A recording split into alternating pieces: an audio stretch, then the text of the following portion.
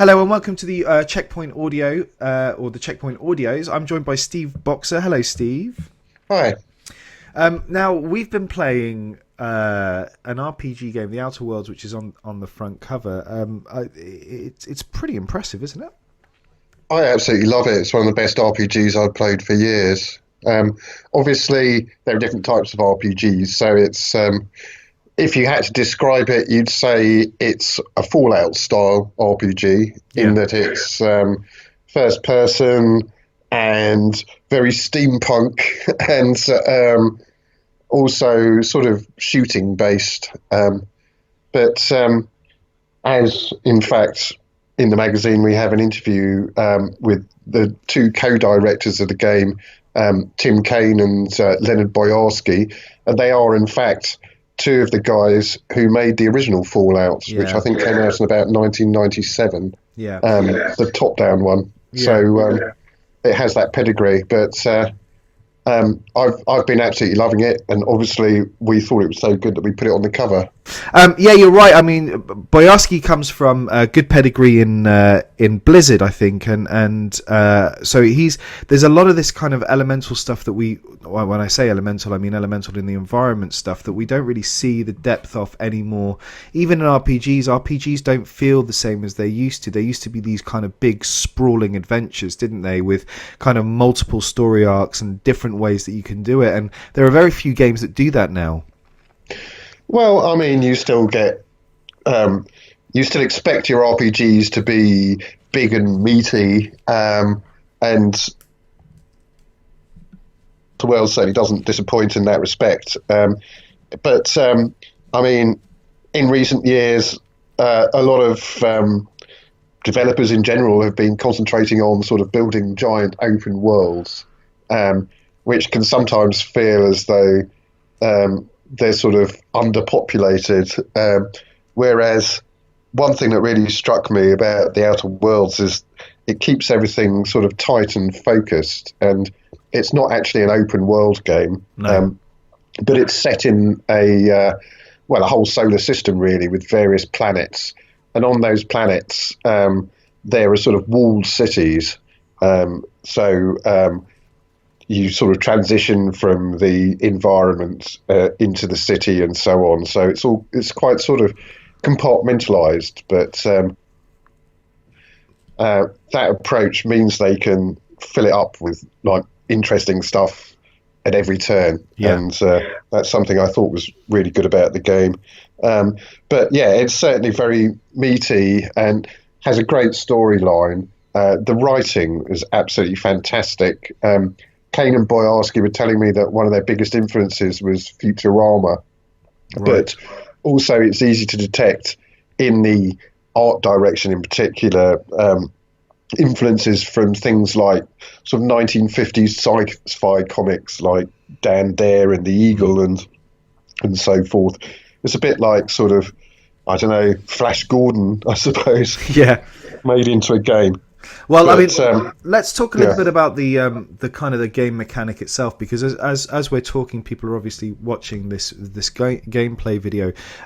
There is the gunplay is quite impressive, and actually it's not so complicated so that you get lost in it. The menu systems are what you'd expect from an RPG, which is quite good. But then you've got your weapon systems, which in some games you could be kind of weighed down on what to carry, and your inventory gets full very quickly. This kind of battles that, and doesn't allow you the same kind of almost, not necessarily the freedom, it's not the word that I'm looking for, but the variety is very, again, much like the gameplay, it's very kind of tight. And you've got your elemental type weapons. You can add and you can modify your weapons to do that kind of damage, and obviously depending on which environment you're in and which enemy you're taking on, different weapons apply for different things. So how do you think, Steve, it compares to other RPGs that have their root in shooting games? Well, yeah, I really like the weapon system. There were two influences I detected there. The one that Kane and Boyarsky came out with was Destiny. Yeah. Obviously, I love the weapons system in Destiny. Everyone does, so that's a great starting point. But also Borderlands 3, because the guns are pretty mad. I mean, you get there are different lots of weapons, and you do collect vast amounts of weapons, but you can disassemble them for parts, which is useful. So that helps you upgrade the ones you like. And the weapons that you do have, just very quickly as well, as if the disassembly is quite important mechanic in this, because you do wear down your weapons. Your weapons don't last forever. You do have to maintain them. Yes, you do. But another key aspect to the weapons side of the game is that you're not playing just as you. You acquire these companions over the course of the game who are great, and they're really beautifully written, well fleshed out characters who you end up caring about.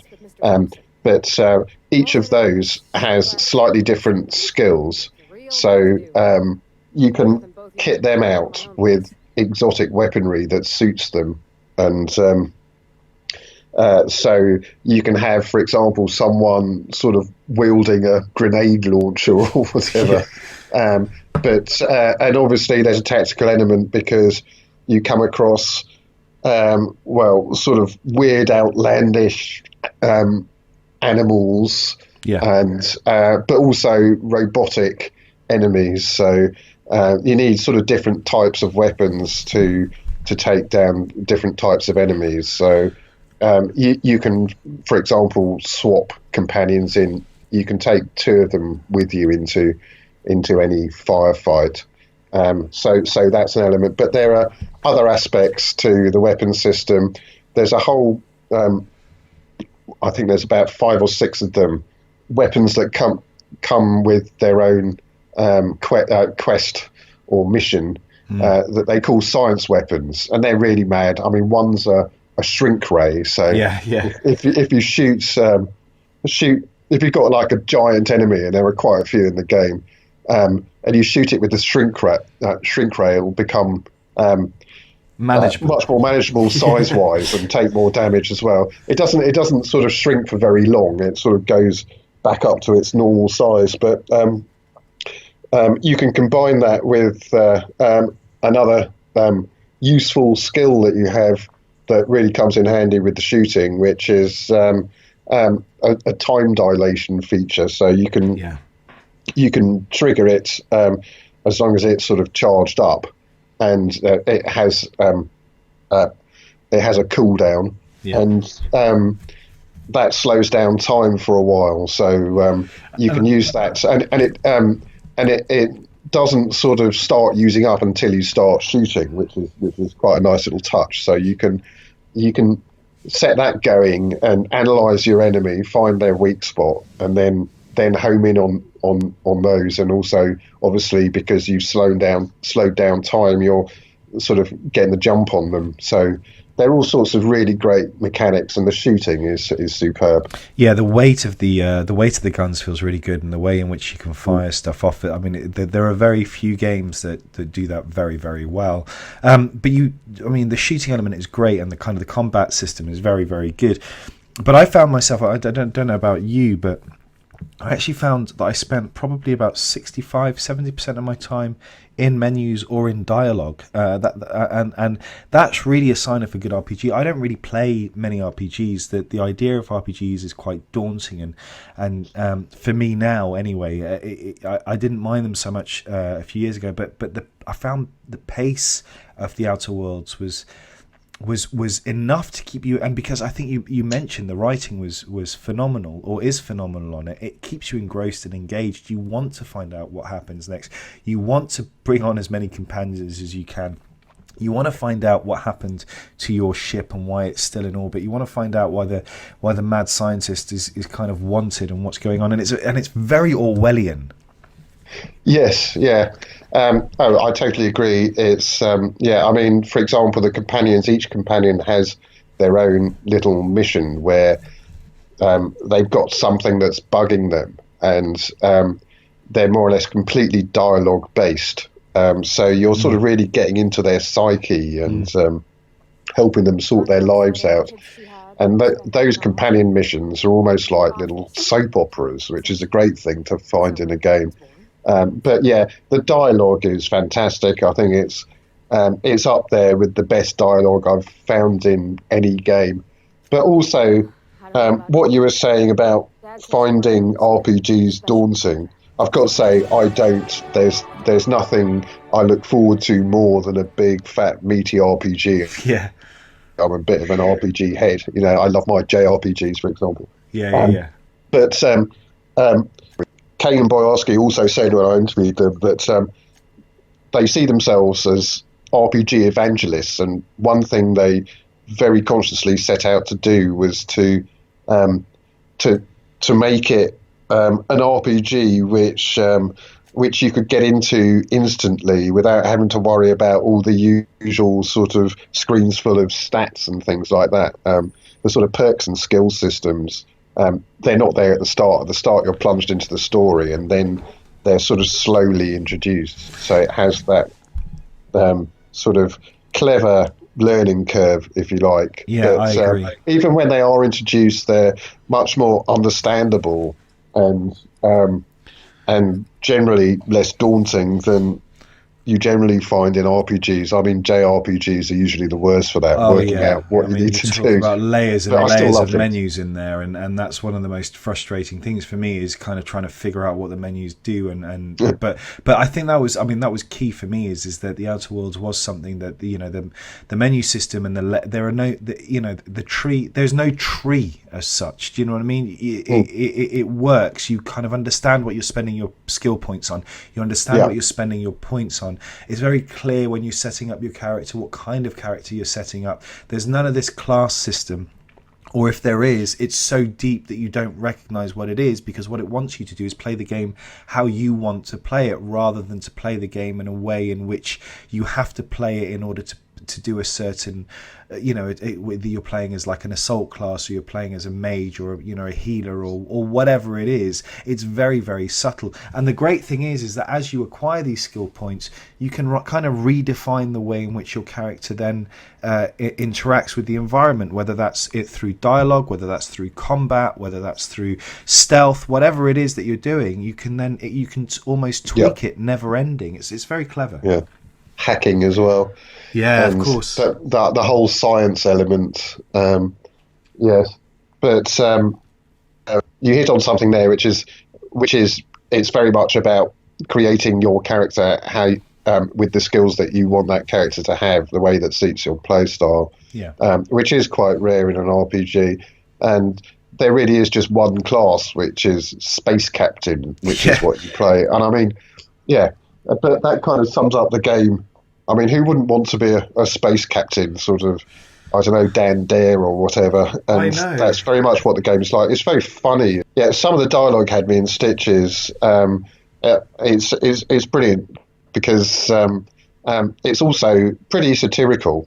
You've got all these giant corporations who are effectively governing the entire solar system and doing so very, very badly indeed.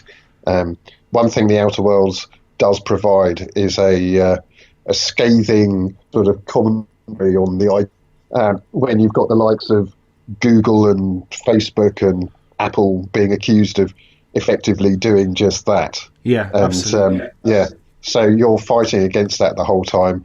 And there's some hilarious digs at sort of excessive bureaucracy and so forth. Yeah, it's also one of the funniest games I've played in years. My favorite bit is it still allows you to explore, but it's kind of controlled exploration, and I think you've done a whole other piece in the magazine on persistent world shooters and the race for this kind of thing of having these open world games that allow you to explore every crevice, nook and cranny in this world. But there is something really quite refreshing about being in a kind of constructed environment in which you have to explore. You almost feel like a detective, which I suppose is part of the kind of objective, really. Yeah. Also, I mean, I always think it's great. I'm playing Shenmue 3 right now, and that sort of more or less forces you to get to know all of its different environments really, really well. And I'd rather do that than be in some open world So, Steve, let me know then. What do you think is your favourite part of the game? What? Well, I find it quite difficult to pick out one aspect of the Outer Worlds that really stood out for me because there were several of them. I mean, it's so beautifully structured that wherever you are in the game, pretty much you're doing something that's fun and interesting. I really did like the soap opera-like missions involving the companions. Those were really great and really clever.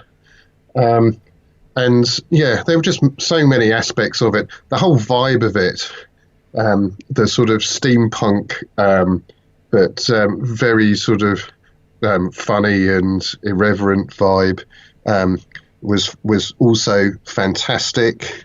And yeah, I really enjoyed the shooting. I thought that was that they'd absolutely nailed that, and I thought pretty much in every respect, I certainly enjoyed it more than Fallout 4, which is quite an accolade. That is Given a that huge accolade, actually. That's a huge accolade because Fallout 4, some people would argue, was the pinnacle of the Fallout series. I mean, I didn't really think so. I thought it was a bit kind of lazy, but actually, this is a really good kind of game for those that are looking to get into an RPG. Steve, how much time did you spend in the bar?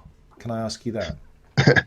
well, it was just mainly, every single time I found a new settlement, I just looked for the bar in it. So, you know.